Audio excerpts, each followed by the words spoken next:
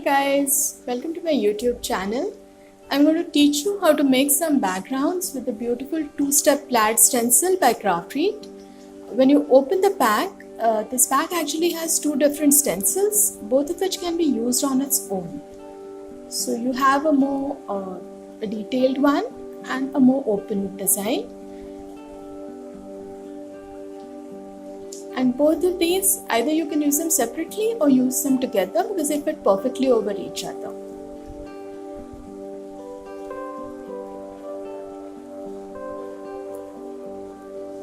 Here is an example where I've used grey and red colors to ink a piece of white cardstock. Okay, let's start with the first background. I'm going to use some Distress Oxide inks and a piece of cream cardstock. I've cut all the pieces to a size of slightly more than 5.5 inches by 5.5 inches square. Always remember to attach your stencil firmly to the paper by applying some washi tape on the back. This ensures that your stencil doesn't move while inking and also gives you a nice crisp design. So I'm going to start first, and I always keep a magazine handy, an old magazine, when I'm inking, so that I can just put the color and tear off the pages as I use them. Now you can see I'm starting with the first color, which is peacock blue, and I'm using a blending brush to simply apply the color on the cream paper. I find blending brush is the best way to ink because they are very good at helping you control the pressure that you put on the paper. And another secret to getting a good blend is to apply layers of color. So apply the color lightly first and then keep adding more layers till it is the exact shade that you want. Now once my coloring is done, see, this is the first layer of the stencil that I have used, and you see the beautiful impression that I get. Now we will use the second stencil from the set.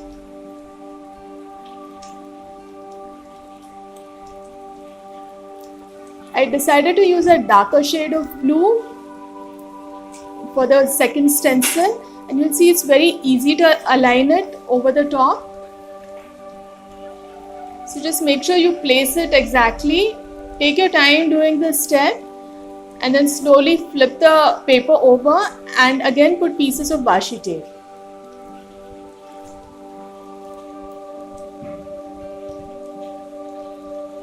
Now I'll repeat the inking again. The shade I'm using now is Faded Jeans, and I'm again taking my brush. I didn't bother to wash it or really clean it because both the colors are pretty much in the same color family. And now I'm just applying the darker blue through the stencil.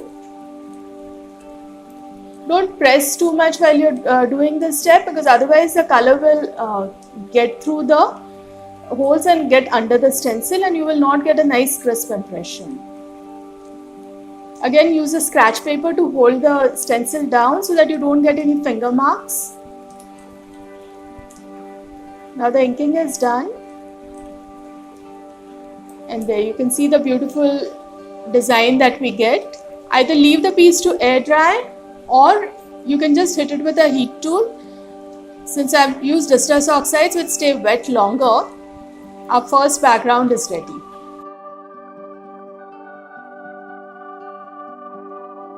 Now we're going to use a craft card base, and I'm going to use two shades, one blue and one green. And this time we are going to use only one of the stencils. So again I'm attaching the card base to the stencil with a washi tape.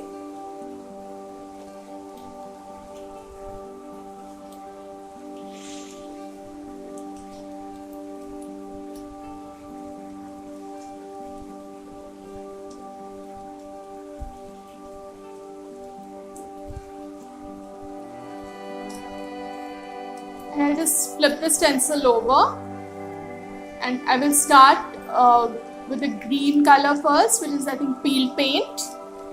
So I'm going to be applying layers of color towards about half of the cardstock piece, because I want to get sort of an ombre effect on this. Again, apply layers of color, and one thing to remember, whenever you are using any kind of colored cardstock, please test the colors on it first. So you can see the impression which I am getting, but there.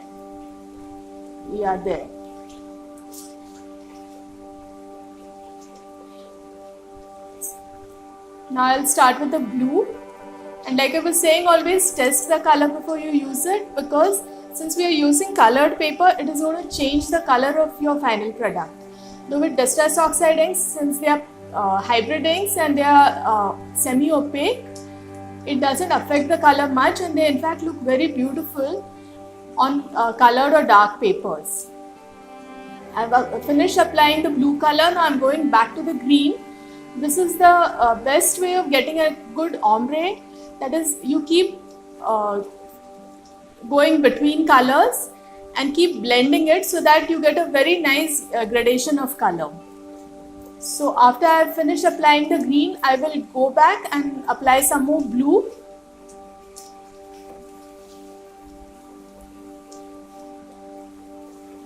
And there, our piece is ready, and you see how beautiful this looks. Now I also added one more detail to this cardstock, which I will share when I show you how I made the card. But for now, this is a craft base with an ombre shading. And here are the supplies which I have used to create this effect.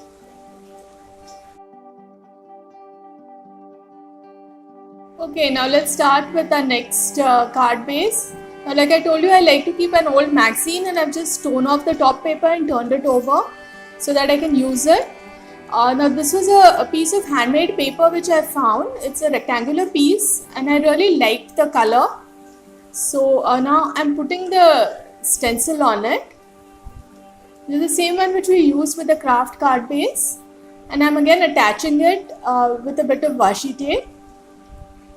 When you're using handmade paper, just make sure that you really secure your stencil very well, because handmade paper has a lot of cellulose in it, which means that your tapes and all don't really stick very well to it.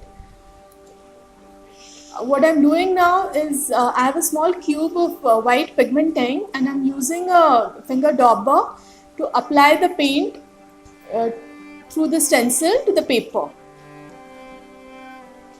There you can see.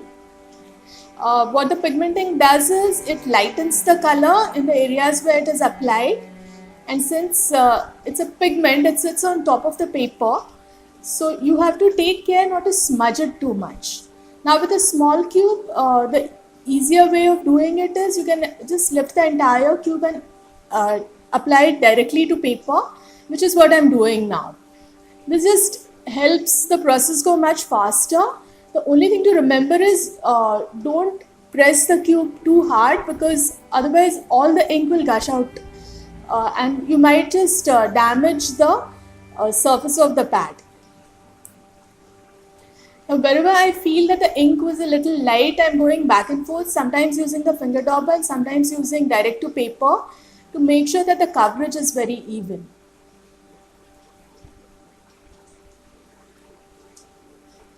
There, now our inking is done,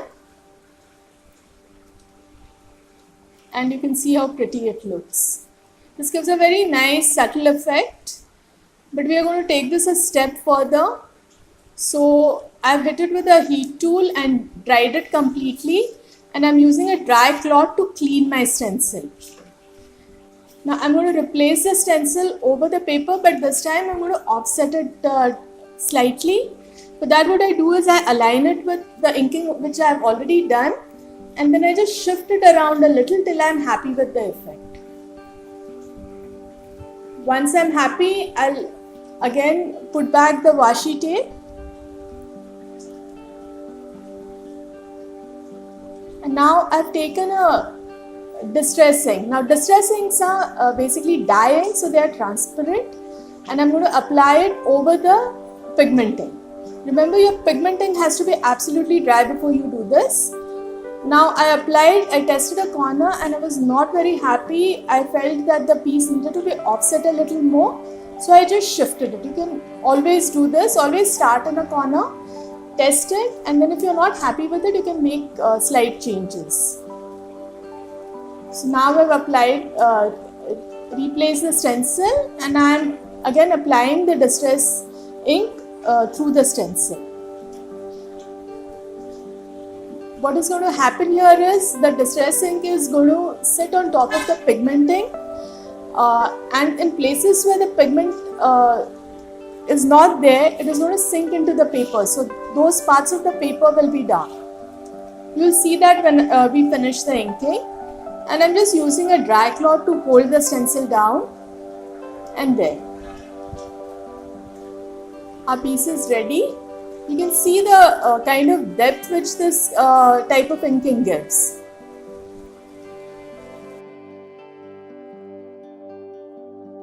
Okay, now let's start with the next background. I've already attached this stencil to a dark orange piece of paper, and I'm using some antique linen distress oxide ink to ink up the paper. Now this is a technique which you can also do with a white pigmenting, but this time I decided to use the antique linen because it has a very beautiful creamish color. And now you see I've covered the entire piece and you get a very nice subtle look with it.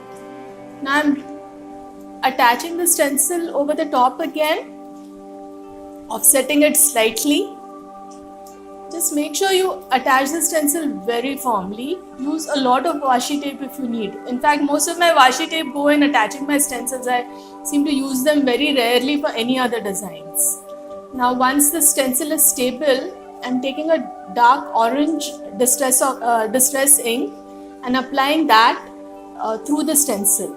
We did a similar thing with our green background, but I'm going to take this a step further.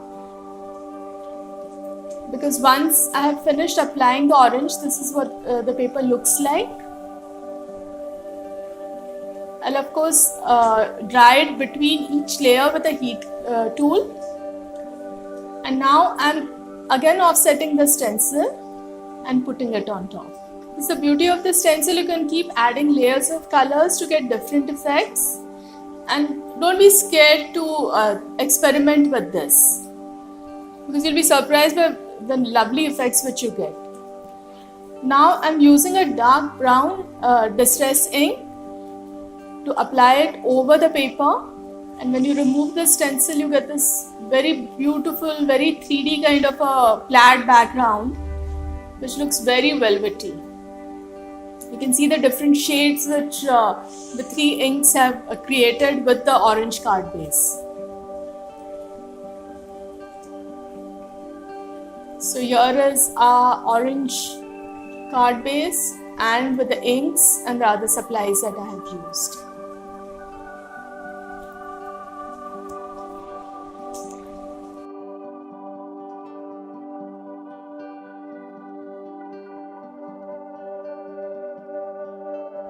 Okay, we come to our final background and I'm using a dark red piece of paper and I'm using the other stencil which we haven't used as yet on its own, attaching a bit of washi tape to the back of the stencil and the paper, and then my trusty old magazine again for the inking. Now I'm going to use antique linen and black soot, that is basically cream and black for the inking. So I'm going to start with the cream color and cover the entire stencil with it.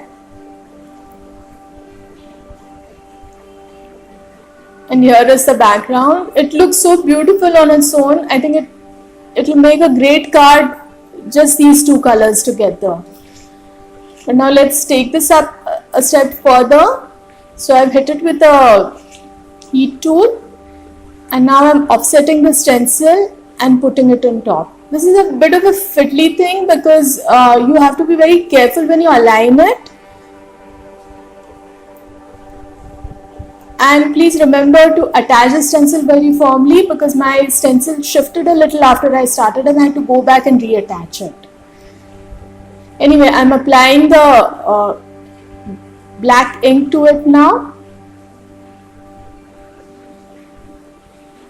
Now you may have noticed that I did not cover the entire stencil. Part of the paper is actually off the camera, so I didn't ink up the entire paper. But these stencils, it is very easy to cover larger areas because aligning them is very easy. So now I'm going to remove the stencil and see the beautiful effect which you get. Now to cover the bottom half of the area, I will simply take the stencil and align it with the top portion, the black inked area, and attach some tape to it, and then use a bit of scrap paper to hold the stencil down and ink rest of the paper.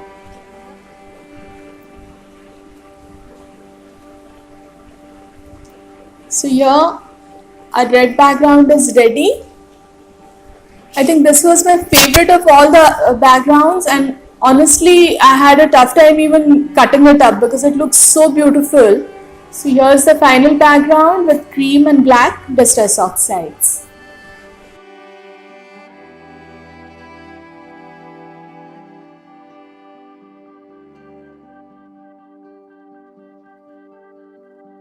Okay guys, now that all our bases are ready, let's get to assembling the cards.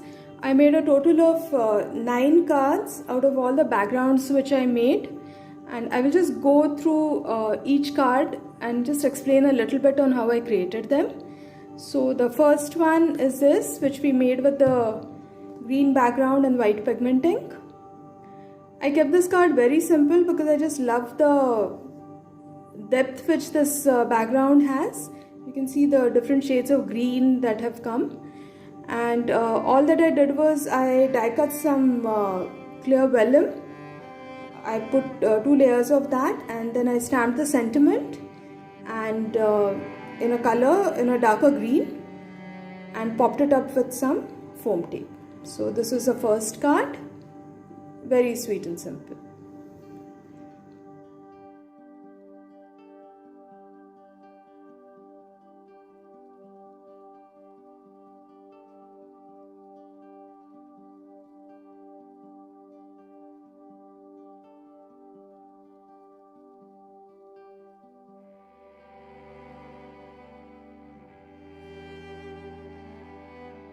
Next I have 2 cards which I made with a cream card base. It was this cream color. This is the original color of the paper, and I cut one large piece out of it, and with the remaining piece I put it at the bottom here. This is a die which I cut 2-3 times, and I stacked it. And this little piece of paper which you see, the strip, it's actually a colored vellum by Craftread. I just love the beautiful colors that this vellum is available in, and I just put a strip here beneath the die cut, and then I stamped a companion sentiment here. Very, very nice. This is a most of my cards in fact are perfect for guys, because plaid is something which is very suitable for masculine type of cards. For this one, again I kept it very simple because I just love this background, and I stamped this sentiment in a darker blue, and I added a little bit of chipboard here. You can see this? Okay, so this chipboard is from this chiplet set called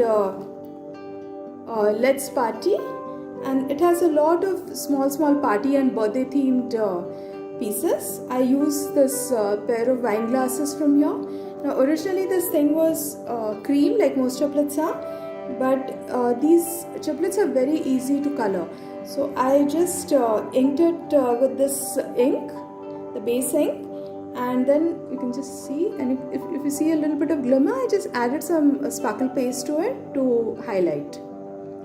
So these are the 2 cards with the cream card base and the teal and blue combination.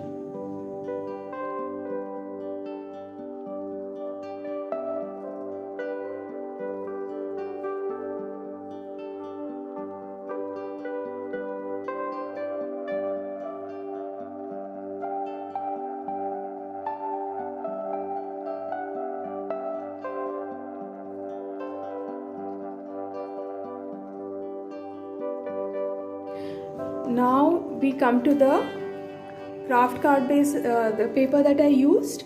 Craft is one of my favorite colors to use, and I'm really happy with the way these cards turned out.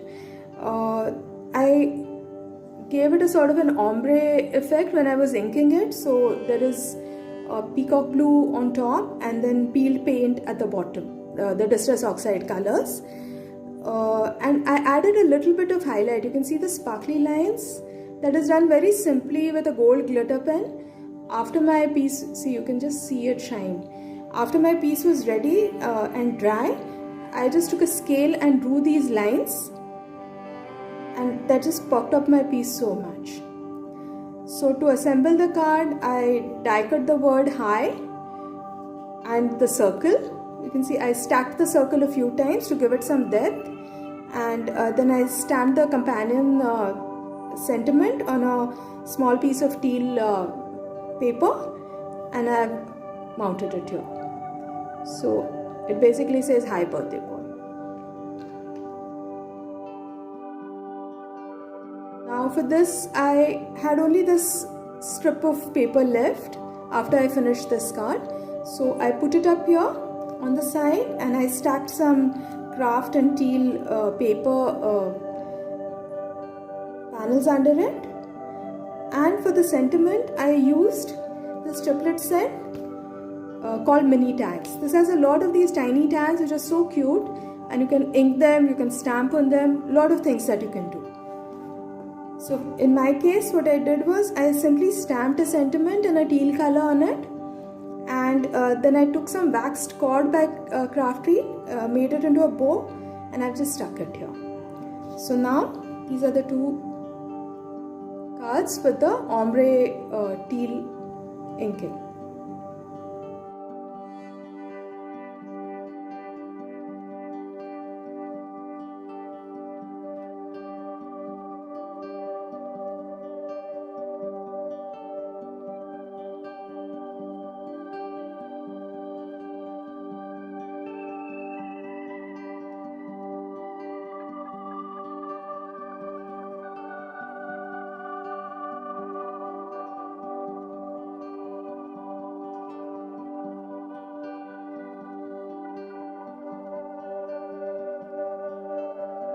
These are the two cards which I made with the orange colored paper. This was the exact piece of this paper which I used, and I cut it into two on a slant, and one I just put it at the bottom. I added a little strip of cream here and then added a die cut sentiment.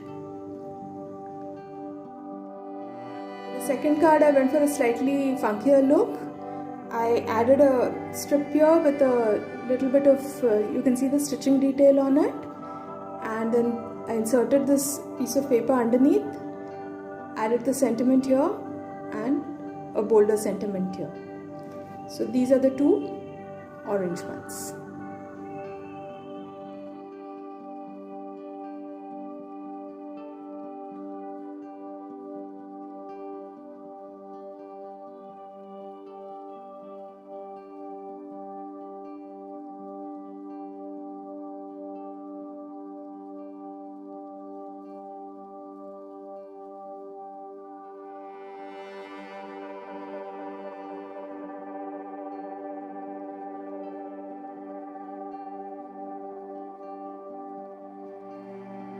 These are my favorite backgrounds of all. This was the red color that I used, and I inked with cream and black. So very striking background. So what I did was I cut a piece out of it in the size of 4 1/4 inch by 5 1/2 inch, which is the A2 card size. And then I simply die cut the shape out of it with a rectangle die. So now I have had this one piece, and this was my second piece. So for the first card, I just popped it up with some foam tape at an angle, and I added the sentiment on a strip of red paper and put it below. And for the second card, I cut this in the same shape and the paper which was remaining after I cut this piece out, I put it at the base. This is a red card base that I used, so I stuck this here. And for this, I wanted to keep it simple, so I just stamped the happy birthday sentiment with black ink. And just to add something more, I added a stitching line with a black gel pen around the edge. So these are the cards.